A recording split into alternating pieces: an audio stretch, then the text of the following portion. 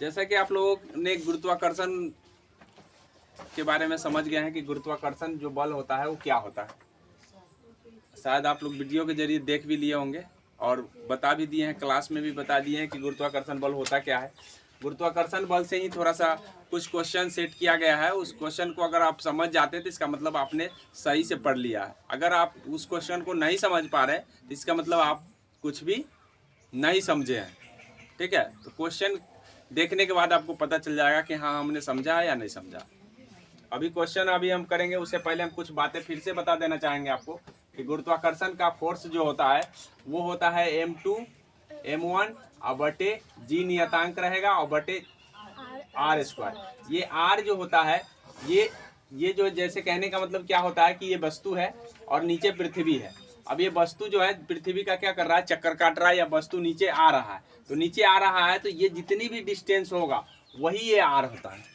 जितना भी डिस्टेंस इस पृथ्वी के सतह मतलब पृथ्वी के केंद्र से जहां वस्तु गिरेगा उस केंद्र से जितना भी दूरी होगा वही ये r होता है। m2 जो होता है आपका पृथ्वी का द्रव्यमान होता है और m1 जो होता है ये वस्तु का द्रव्यमान होता है। यानी m1 और m2 कोई जरूरी नहीं कि हाँ m2 ही होगा, m1 भी हम मान सकते हैं। अर्थात एक द्रव्यमान आपका ये होता है कौन, पृथ्वी का, एक द्रव्यमान कौन होता है आपका वस्तु का, और ये जो नीचे का जो होता है ये डिस्टेंस ये आपका होता है त्रिज्या, इसी को कहते हैं r। ठीक है, तो मेरे ख्याल से बात समझ में आ गया होगा। अब ये r का मान हम अगर बढ़ाते हैं मतलब वस्तु जितना ऊंचा होगा जितना दूर होगा उतना ही उसका फोर्स जो है ना थोड़ा कम होगा। मतलब जितना वस्तु पृथ्वी से ऊपर होगा उतना एट्रैक्शन फोर्स कम लगेगा और जितना नजदीक होगा उतना एट्रैक्शन फोर्स ज्यादा लगेगा। अर्थात कहने का मतलब है हम थोड़ा दूर बिकते हैं तो जल्दी वस्तु पर गिर जाता है, लेकिन वही ज्यादा दूर बिकेंगे तो वो उसको गिरने में थोड़ा समय लग जाता है। तो ये ध्यान रखिएगा कि ये फोर्स जो है ये फोर्स किस पर डिपेंड करता है, तो ये डिस्टेंस पर भी डिपेंड करता है, मास पर डिपेंड करता है कि नहीं करता है। तो मास पर डिपेंड इसका जो है मास पर कोई डिपेंडेंट नहीं है।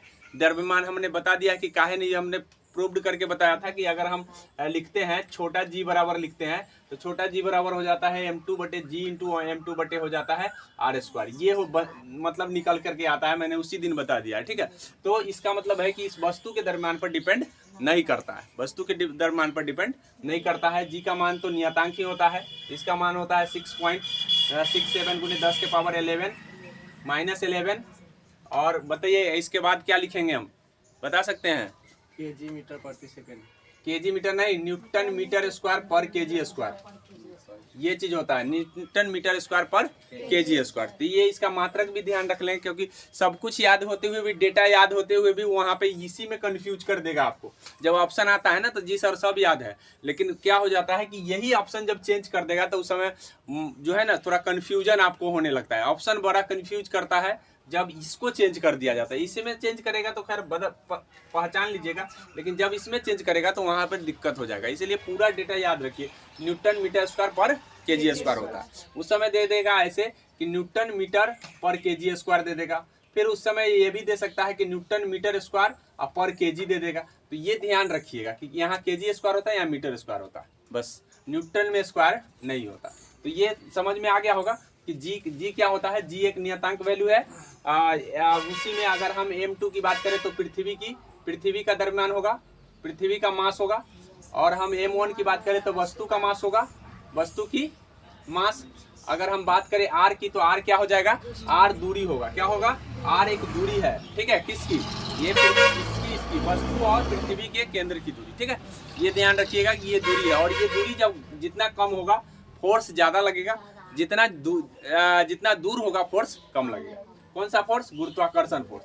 ठीक है, गुरुत्वाकर्षण फोर्स एक अट्रैक्टिव बल है, मतलब अट्रैक्ट करने का एक छीन बल होता है। याद रखिएगा कौन सा बल होता है, छीन बल। और ये जी जो होता है ये त्वरण है, ये बल नहीं है। ठीक है, ये क्या है, छोटा जी जो है त्वरण है। क्या है ये, त्वरण। तो ये ध्यान रखेंगे कि जी त्वरण है, लेकिन ये जी है नियतांक है, ये त्वरण नहीं है। ठीक है, नियतांक का मतलब एक फिक्स वैल्यू है जो साइंटिस्टों के द्वारा निकाल दिया गया है, उसी को हम लोग याद रखते हैं। लेकिन गुरुत्वाकर्षण फोर्स भी एक फिक्स वैल्यू है, क्योंकि ये 45 डिग्री अक्षांश पर, मैंने बताया कि 45 डिग्री अक्षांश पर क्या होता है कि ये 9.8 इसको मीटर पर सेकेंड स्क्वायर में काउंट किया जाता है। अब जैसे जैसे ऊपर नीचे हम 0 डिग्री अक्षांश पर आते हैं या 0 डिग्री या 45 से ऊपर जाते हैं तो वैसे कम बेस थोड़ा बहुत होता रहता है। अर्थात सर्वाधिक कम कहाँ पर होगा? 0 डिग्री पर, और सबसे ज़्यादा कहाँ होगा? 90 डिग्री पर। अक्षांश 90 डिग्री तक होता है। नीचे जाए तो यानी कहने दक्षिणी गोलार्ध में जाए तो भी 90 डिग्री, उत्तरी गोलार्ध में जाए तो भी 90 डिग्री, और 90 डिग्री पर ही सबसे ज़्यादा होगा जी का मान स्मॉल, और 0 डिग्री पर ही सबसे कम होगा। ये बात, ये सब मैंने पहले भी बता दिया है और ध्यान रखेंगे। क्वेश्चन पहला है, क्वेश्चन हम बता रहे हैं कि पहला क्वेश्चन क्या है। लिखा है कि एक वस्तु है, ठीक है, एक वस्तु 2 kg का है, एक वस्तु 2 kg का है, ठीक है। कितने kg का है? 2। और दूसरी वस्तु 4 kg का है, दूसरी वस्तु 4 kg का है। एक वस्तु 2 kg का है, दूसरी वस्तु 4 kg का है।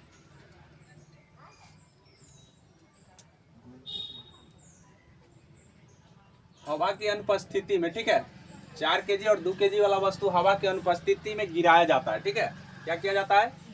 गिराया जाता है। हवा नहीं है, अर्थात निर्वात जिसको कहते हैं, ठीक है। हवा की अनुपस्थिति में गिराया जाता है। तो कौन बात सही होगा ये बोला गया, ठीक है, कि कौन सा बात सही होगा। एक पहला नंबर दिया हुआ है, मतलब 2 स्टेटमेंट दिए गए हैं। अब दोनों स्टेटमेंट में कौन सही होगा या कौन गलत होगा ये ध्यान रखिएगा। स्टेटमेंट नंबर 1 दिया हुआ है कि दोनों एक ही साथ आ जाएगा पृथ्वी पर, ठीक है। दोनों एक ही साथ पृथ्वी पर आ जाएगा, अर्थात गिर जाएगा, ठीक है। और दूसरा नंबर में है कि दोनों के समय दोनों में समान त्वरण पैदा होगा। दोनों में समान त्वरण पैदा होगा, समान त्वरण पैदा होगा।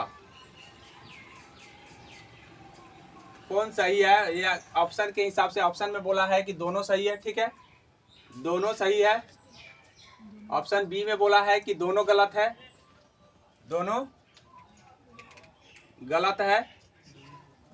और ऑप्शन सी में बोला है कि एक गलत है, एक पहला सही है, ठीक है, पहला सही है और दूसरा गलत है, दूसरा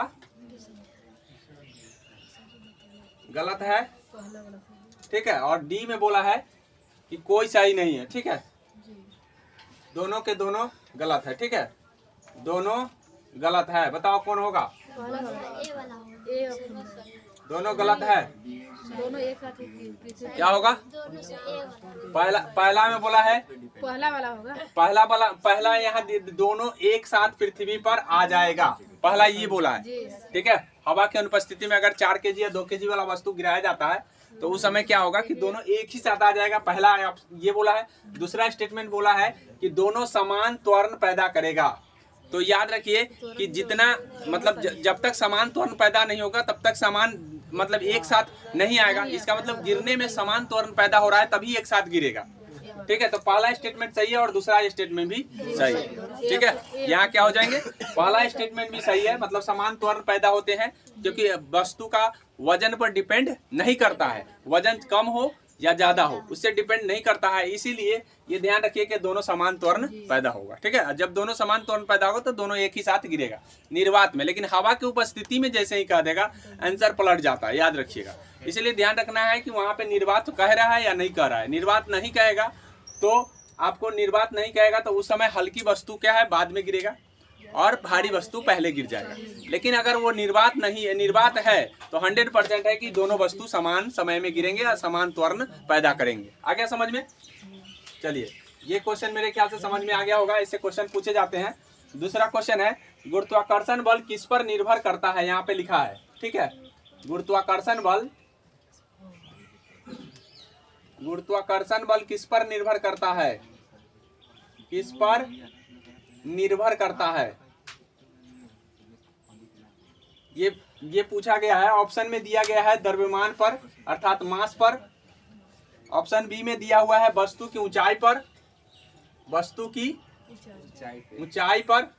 और ऑप्शन सी में दिया है आपका दोनों पर किसी पर नहीं, ये दिया है दोनों पर, ठीक है। और डी में दिया है किसी पर नहीं, किसी पर नहीं। बताइए कौन ऑप्शन होगा? पहला है मास पर, दूसरा है वस्तु की ऊंचाई पर, तीसरा है दोनों पर और चौथा है किसी पर नहीं निर्भर करता है। वस्तु की ऊंचाई पे। किस पर निर्भर करता है? क्या? दोनों पर। वस्तु, ठीक है।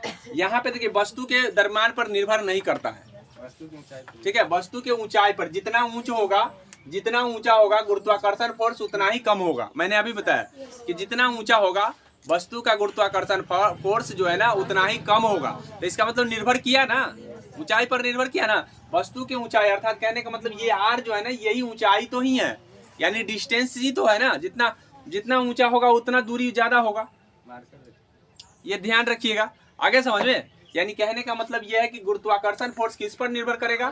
तो आपको वस्तु के द्रव्यमान पर निर्भर नहीं करता है, वस्तु की ऊंचाई पर निर्भर करता है, ठीक है। दोनों पर कभी नहीं हम लिख सकते क्योंकि द्रव्यमान पर निर्भर करता नहीं है। अब तीसरा क्वेश्चन अगला है कि जी का डायमेंशन क्या है। ये बोला है जी का डायमेंशन पूछा है, ठीक है। जी का डायमेंशन ये है, ऑप्शन नंबर ए में दिया हुआ है। ऑप्शन नंबर ए में दिया है ml 3 t-2। ऑप्शन बी में दिया हुआ है, ऑप्शन बी में दिया है कि m-1 l-3 l3 और t-2। और सी में दिया हुआ है आपको कि m0 l t-2 और डी में दिया है आपका है नन ऑफ दीज, मतलब नन। अब बताइए कौन होगा? ए बी सी डी, कौन ऑप्शन होगा? ए हो जाएगा, सी होगा।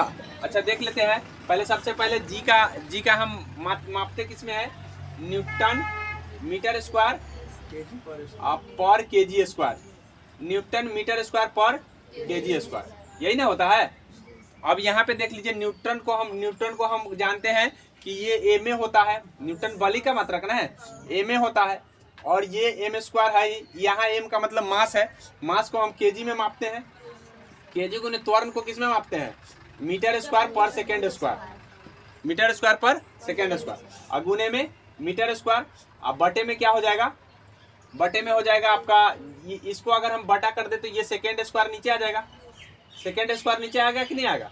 और उसके बाद यहाँ पे देखिए गुने, ये केजी स्क्वायर 1/kg स्क्वायर दिया हुआ है, बटा का मतलब 1/kg स्क्वायर दिया हुआ। अब यहाँ देखिए केजी से केजी कट गया, एगो केजी बचा ना। अच्छा सेकेंड तो है नहीं ऊपर, एम स्क्वायर है और यहाँ पे एम स्क्वायर है और केजी न्यूटन मीटर क्या होता है? एम का मीटर स्क्वायर पर केजी स्क्वायर, मीटर स्क्वायर नहीं होता है, सॉरी, न्यूटन मीटर पर सेकेंड स्क्वायर होता है, ये होता है त्वरण का, ये होता है ना। तो सीधे मीटर होगा तो m और m के पावर 3 हो जाएगा। कितना हो जाएगा? m के पावर 3 ऊपर हो गया और नीचे क्या आ गया? नीचे सेकेंड स्क्वायर और केजी, सेकेंड स्क्वायर और केजी आएगा। ऊपर आ रहा है मीटर क्यूब और नीचे आ रहा है सेकेंड स्क्वायर केजी। अब यहाँ पे देख लीजिए मीटर स्क्वायर और सेकेंड, तो सबसे पहले हम ये m3 यहाँ केजी है तो हम क्या लिखेंगे? केजी के लिए नीचे है तो m-1 लिखेंगे कि नहीं? नीचे है, केजी है ना, तो m-1। और उसके बाद किसको लिखते हैं? l को, लंबाई को। तो लंबाई को क्या है? लंबाई के लिए L3 लिखेंगे। अच्छा सेकेंड के लिए क्या लिखेंगे? t-2। ऐसा कोई ऑप्शन में दिख रहा है क्या? है ना, ये होगा। आगे समझ में? आगे ना, ये डायमेंशन निकालने का तरीका होता है, एक बार हम फिर से रिपीट कर देते हैं आपको। क्या कर, यहाँ देख लीजिए, हमको पता है कि बड़ा जी का जो मान मापते हैं हम न्यूटन मीटर स्क्वायर पर केजी स्क्वायर लिखते हैं कि नहीं लिखते हैं? अब न्यूटन को हम, न्यूटन बराबर होता है, न्यूटन फोर्स होता है, क्या होता है? फोर्स। अब फोर्स बराबर हम लिखते हैं एम ए, क्या लिखते हैं? M A. एम का मतलब होता है केजी, ए का मतलब होता है मीटर पर सेकेंड स्क्वायर, मीटर पर सेकेंड। तो हम इसको, इतना को हम क्या लिख सकते हैं? केजी मीटर बटे सेकेंड स्क्वायर, मतलब सिर्फ इतना को न्यूटन मीटर स्क्वायर तो हम केजी मीटर, खाली न्यूटन को ये लिख सकते हैं। अब बीच में क्या बचा हुआ है, गुने में मीटर स्क्वायर बचा हुआ, यही ना। और उसके बाद क्या है, ये केजी स्क्वायर, तो ये बटे में नीचे होगा 1 बटे केजी स्क्वायर। इस केजी से इस केजी को हम काट देंगे, एगो केजी यहाँ बच गया। अब उसके बाद कोई कटने वाला है, यहाँ एम है, यहाँ एम है, यहाँ 1 है, तो एम का गुना हो जाएगा m के पावर 3, और नीचे सेकेंड स्क्वायर है और गुने केजी स्क्वायर। सबसे पहले हम किसका लिखते हैं मान, m का, मतलब m का मतलब केजी का, केजी स्क्वायर नहीं केजी है, तो m हो जाएगा। केजी के लिए क्या लिखा जाता है, m, और m माइनस में लिखाएगा क्योंकि नीचे है। चलिए उसके बाद हम लिखते हैं लंबाई का। लंबाई के लिए यहाँ मीटर क्यों है, तो l के पावर 3, ऊपर में है इसलिए माइनस में नहीं दिए। अब उसके बाद सेकेंड का लिखते हैं, मतलब टाइम का, तो टाइम के लिए क्या लिखते हैं, t लिखते हैं, t नीचे है इसलिए माइनस में 2 दे देते हैं। ये आ गया होगा समझ में, लिखने आ गया होगा। अगर मात्रक हमको पता है तो हम डायमेंशन लिख सकते हैं। कोई बता सकते हो जी को कैसे लिख सकते हैं हम, जी का डायमेंशन क्या लिख सकते हैं, जी का डायमेंशन वही ना होगा सर, ये कैसे हो जाएगा, ये कैपिटल जी का है, ये छोटा जी है और एक कैपिटल जी है ना। सीधे जी बोले। हाँ तो जी, ये जी हम यहाँ लिख रहे हैं ना, जी। इस जी का वैल्यू क्या डायमेंशन हो जाएगा, तो इस जी बराबर हो जाएगा। जी का हम मान हम क्या जानते हैं कि हमको पता है कि जी को किस में मापते हैं, न्यूटन पर सेकेंड, सॉरी मीटर पर सेकेंड स्क्वायर, मीटर पर सेकेंड स्क्वायर मापते हैं ना। तो मीटर पर सेकेंड स्क्वायर क्या इसमें केजी है, नहीं केजी है, तो हम m के पावर 0 लिख सकते हैं। केजी के लिए m लिखते हैं ना, तो m के पावर 0। अच्छा उसके बाद लंबाई के लिए क्या लिखेंगे, मीटर, तो लंबाई 1 है तो 1 ही रहेगा, और उसके बाद सेकेंड क्या है, 2 है, तो t के पावर -2। तो ये किसका आ गया, छोटा जी का, बड़ा जी का ये है और छोटा जी का ये है। ये कैसे लिखा है तो समझ में आ गया ना, क्योंकि हमको पता है कि मीटर पर सेकेंड स्क्वायर में मापते हैं। जब मीटर पर सेकेंड स्क्वायर में मापते हैं तो मीटर के लिए a लिखाता है, ठीक है, और सेकेंड के लिए t-2 लिखाता है। m0 हम नहीं भी लिखेंगे तो काम चलेगा, क्योंकि केजी यहाँ नहीं है, अनुपस्थित है। m0 लिखे या ना लिखे कोई फर्क नहीं पड़ता है, क्योंकि किसी का पावर 0 होने का मतलब 1 होता है, और 1 से मल्टीप्लाई करने का मतलब उतना ही आ गया। इसलिए m0 आप लिख भी सकते हैं, मिटा भी सकते हैं, कोई दिक्कत नहीं है। तो इतना ऐसे अगर मान लीजिए ऑप्शन बनाएगा तो m0 अगर देता है तो ठीक है, और नहीं m0 देता है तो l t-2 हो जाएगा, ठीक है। ये समझ में आ गया होगा। चलिए अगला क्वेश्चन की ओर बढ़ते हैं। आगे क्वेश्चन आपसे बोला है कि हवा की उपस्थिति में 2 किलो और 4 किलो वाला वस्तु गिराते हैं, ठीक है। हवा की उपस्थिति में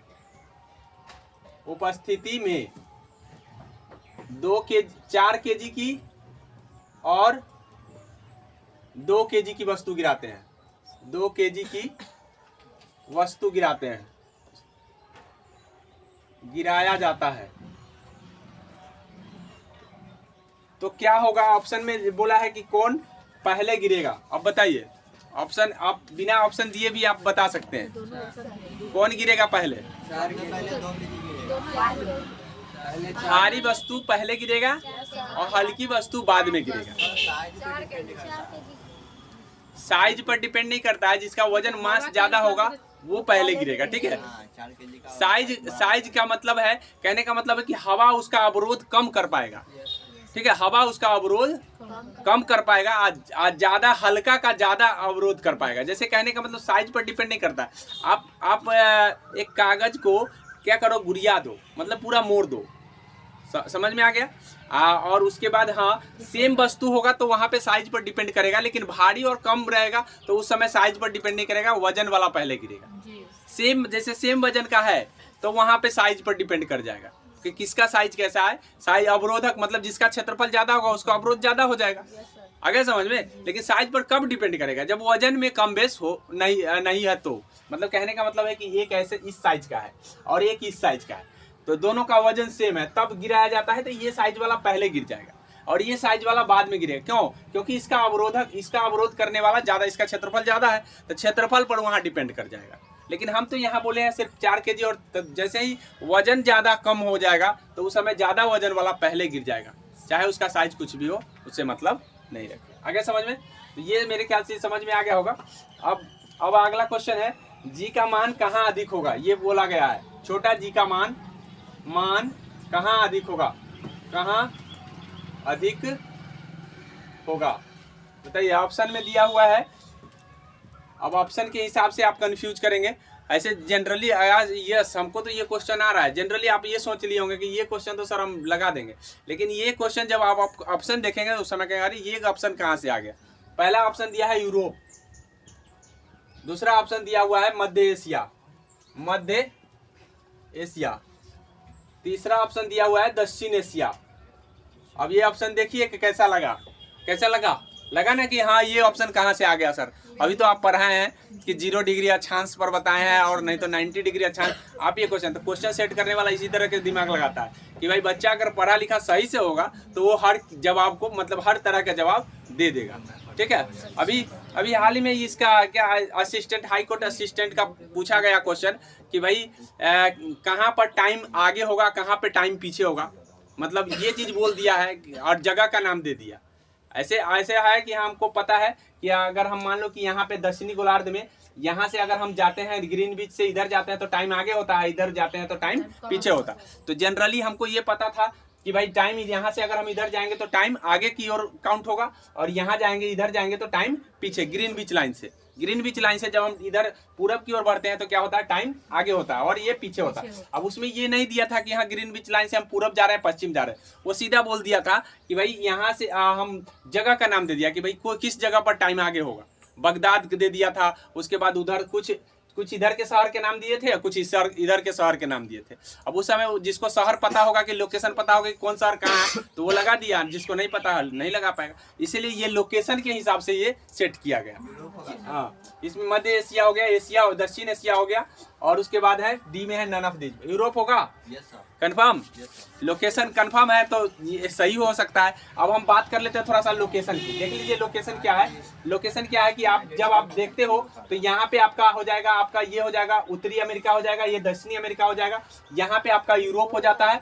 मध्य एशिया, अगर एशिया की बात करें तो एशिया यहाँ से यहाँ तक है, ठीक है, तो मध्य एशिया यहीं पे ना आएगा जी, यहीं पर ना आएगा। और नीचे आ जाएगा आपका दक्षिण एशिया, और नीचे आ गया तो दक्षिण एशिया। तो सबसे ज्यादा अगर जी का मान है तो जितना ऊपर होगा उतना ज्यादा जी का मान होगा, जितना ऊपर होगा उतना जी का मान होगा। तो ऊपर में कौन आ रहा है, ये यूरोपियन आ रहा है। मध्य एशिया तो यहाँ आ रहा है, दक्षिण एशिया और नीचे आ रहा है। तो इसका मतलब समझ लो कि सबसे ऊपर कौन आ रहा है, यूरोप आ रहा है। तो यूरोप इसका आंसर सही होगा।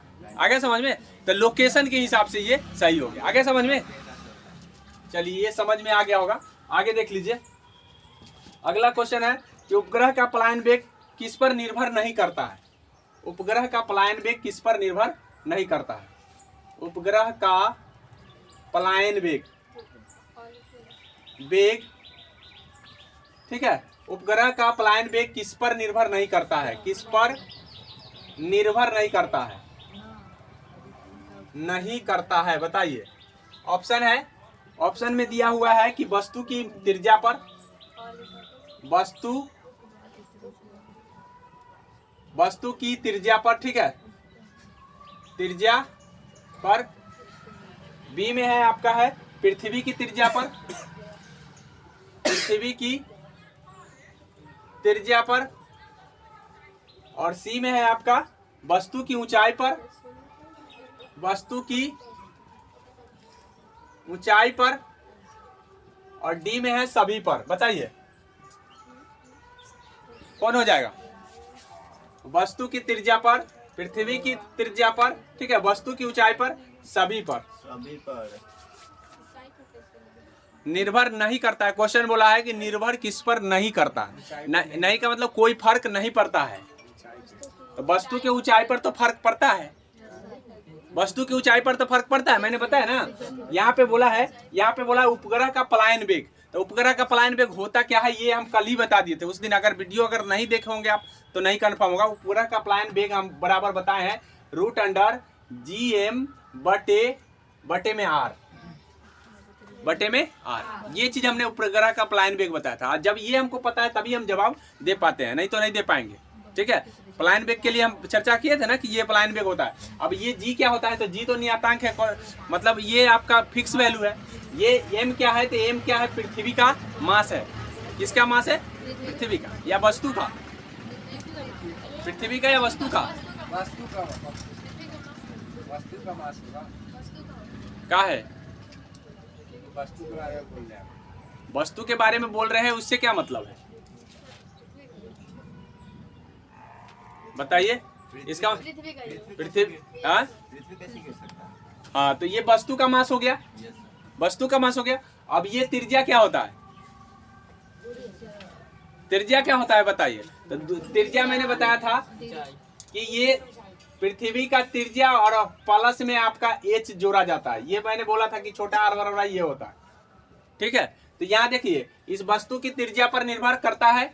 तो वस्तु की त्रिज्या अर्थात कहने का मतलब है कि वस्तु बड़ा होगा छोटा होगा तो उस पर निर्भर कर जाएगा, ठीक है। पृथ्वी की त्रिज्या पर निर्भर, पृथ्वी की त्रिज्या नहीं निर्भर करता है, ठीक है। पृथ्वी की त्रिज्या पर निर्भर नहीं करता, ठीक है। पृथ्वी की त्रिज्या पर निर्भर नहीं करता, सभी तो होगा ही नहीं, ठीक है। इस पर निर्भर करता है, इस पर निर्भर करता है, इस पर निर्भर नहीं करता। आगे समझ में, तो ये क्लियर हो गया। अब इतना ही क्वेश्चन हमने बनाया था। अगर इतना समझ में आ गया है तो आपका गुरुत्वाकर्षण फोर्स से कोई भी सवाल गलती नहीं होगा, ठीक है। ये चैप्टर आपका क्लियर हो गया।